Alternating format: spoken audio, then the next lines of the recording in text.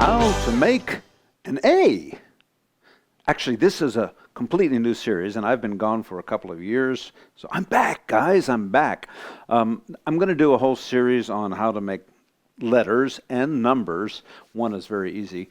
But the thing is I don't normally make a lot of letters, but I know how to because I know how to twist balloons. So this is going to be a learning thing with both of us. I mean, you and me. I'm going to be teaching, but I might kind of have to figure it out as we go. I'm going to be completely honest. Most balloon twisters would not be honest about that. A lot of balloon twisters would say, "Oh, I know how to do this, no problem, watch me." And then they might mess up and they'd get embarrassed.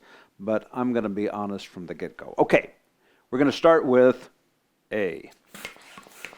You blow up a balloon, and the thing is that in the middle, we're going to do capital and lowercase. You want it to go like this. What you do, if you want a balloon to bend, you force air out of the area that you want it to bend, and then you let it back in. And that's all you have to do. Isn't that amazing? You force it out and you let it back in. Now for the A, it's pretty simple because that's the shape you want, basically. Now we just have to make a crossbar. So we'll blow up a balloon, and you figured about how much you're going to want it. That's probably great. What we'll do is you'll just put it here on this side, twist it around, and bring it across.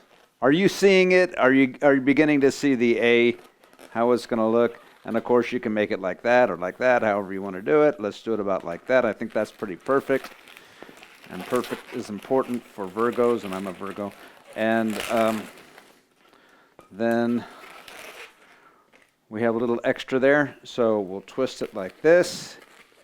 And there is a lot of air in here, so it will be very easy to pop. You just grab it, and I teach this how to pop a balloon. And you rip it like that. And now we'll tie off that little bit right there. And that is like an incredible A. Okay, so that's the capital A.